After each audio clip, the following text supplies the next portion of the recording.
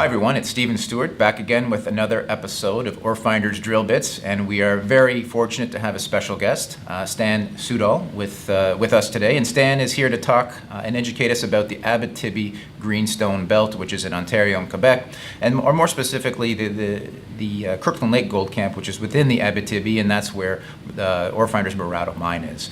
And for those of you who don't know Stan is a communications consultant. He is a frequent mining columnist, and he's the owner-editor of therepublicofmining.com, a website that I frequent every day.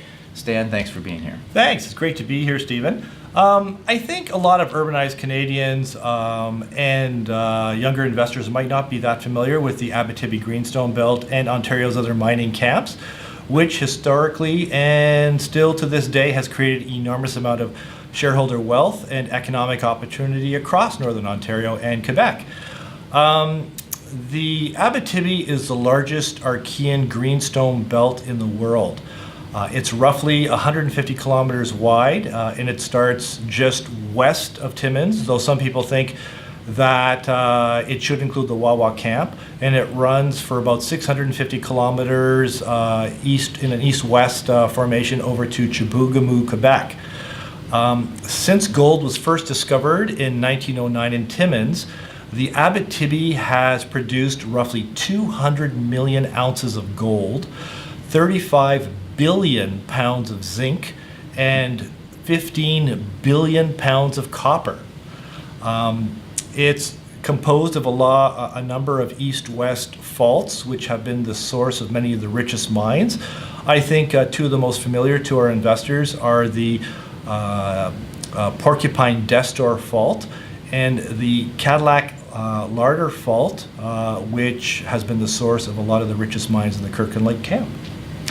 200 million ounces, that's a lot of gold. So the Abitibi is world-class, we could establish that. So in the context of other world-class deposits, or regions, I should say, like South Africa's Witwatersrand or the Carlin Trend in Nevada, or some of the more romanticized gold rushes like in the Yukon, where does the Abitibi fit in that context? Well, I'm glad you mentioned the Witwatersrand in South Africa. That's in a class of its own. It's basically produced almost over 1 billion ounces of gold since it was first discovered in the mid-1880s. According to Wiki, almost half the gold ever produced on the planet has come from that region. That being said, the Abitibi Greenstone is still in really good standing.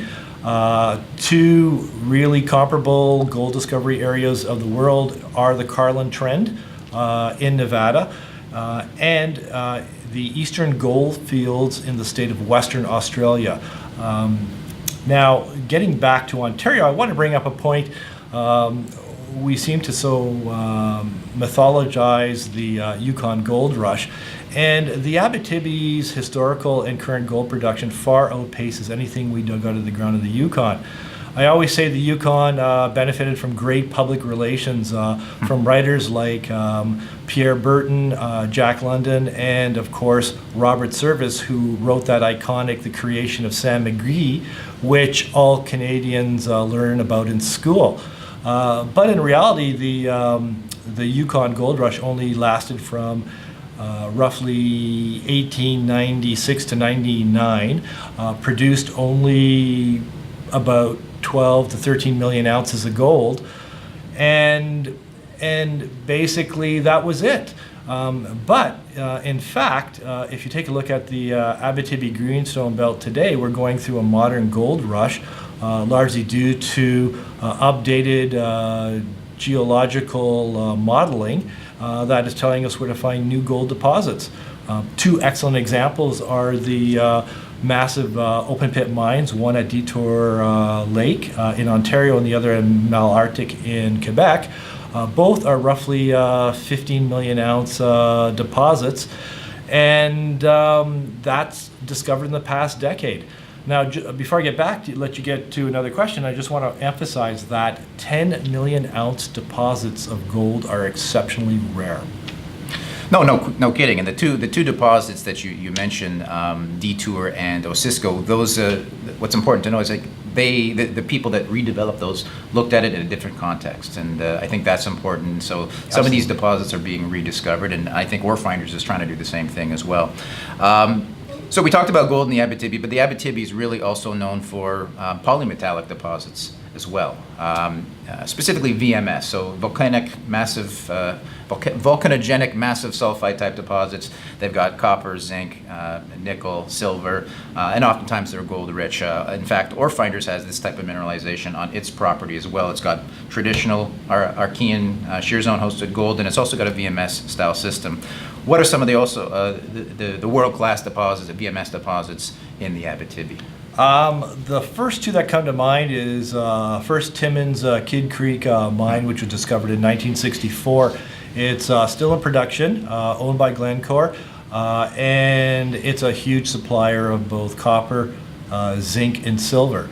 And now I really want to point out a little closer to your deposit is the LaRonde deposit, owned by Agnico Eagle. It's located between Noranda and Val-d'Or. It's a flagship operation for Agnico Eagle, and it's produced to date roughly 5 million ounces of gold, and there's still another 3 million ounces of gold in reserves. Now, it's one of the lowest cost gold mines in Canada because of the polymetallic credits that we get from the VMS mineralizations. Those metals that they're coming out of the LaRonde deposit are both copper, zinc, and silver. Okay, so there's lots of interesting VMS style deposits, and it certainly helps your gold cost if you can get some of those credits on the polymetallic side now. But I want to shift back to gold because that's the most interesting commodity in my opinion. Now, the Abitibi's big. Where does Kirkland Lake sort of fit into that? It's sort of in the heart of it, I think. But what does it mean to you? Where's the Kirkland Lake in the context of the Abitibi? You're right. It is almost geographically in the heart, and Kirkland Lake is the second richest mining camp in Ontario. It was discovered in 1911. It has produced just under 45 million ounces of gold, according to the Ministry of Mines. And last year, it produced roughly 535,000 ounces of gold.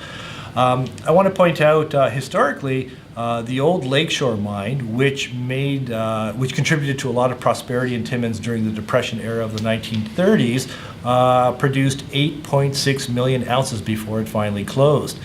Now, going a little bit to the east of Kirkland Lake, the old Kerr Addison, which is almost at the Ontario-Quebec provincial border, again, a mine that's closed down, but in its heyday had produced a little over 10 million ounces of gold.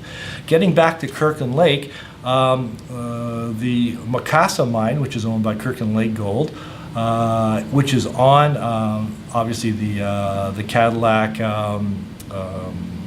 Larder Lake break, first started in 1933. Has produced at least 3.5 million ounces of gold, still has 2 million ounces of reserve, is one of the deepest gold mines in the country, and is one of the highest underground gold mines by grams per ton, which is roughly almost 20 grams per ton. So that's pretty astonishing for an old girl like that basically started in 1933. The Macassa has a fantastic grade and obviously long life, or lots of legs behind it, still outside there. So you mentioned the Kerr Addison, and the Kerr Addison is kind of relevant to Orefinders because it was operated by Golden Shield back in the day, and Golden Shield was the company that was mining the Murado mine back at the time. Aside from Kerr Addison, what are some of the other 10 million ounce deposits in Ontario? For that, we have to go to the Timmins camp. Like I said previously, the Timmins camp was discovered in 1909. It has, according to the Mines Ministry, has produced historic and continuing a number of 73 million ounces of gold. That is the richest mining camp in Ontario and the entire country, bar none. Now, out of that camp, the biggest mine was the mighty Hollinger. Again, I believe the mighty Hollinger basically produced 19 million ounces of gold before it finally gave up. on a lesser note, and it is historically the largest gold producer in Canadian history. The McIntyre mine produced 10 million ounces, or a little over 10 million ounces before it petered out.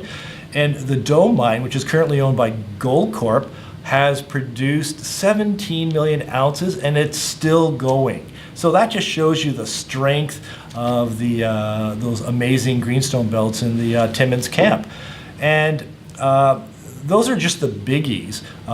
Over the past 100 years or so, we're looking at almost 50 other smaller, relatively speaking, mines that were produced or are producing in the Timmins camp. Well, that's great. Stan, I appreciate it. I think we should leave it there. I think that was a really informative and a good overview of the Abitibi. To me, in conclusion, I think, the message is Canada's coming back. In fact, it never left, but I think Canadian gold mining is the place to be. And if you're going to go invest in Canada, I think Ontario and Quebec and the Abitibi are certainly great places to look. So, Stan, thanks again. Everyone, go check out republicofmining.com. It's a great website, and we hope to have you back at another episode soon. Thank you. Looking forward to coming back. Take care. Thank you.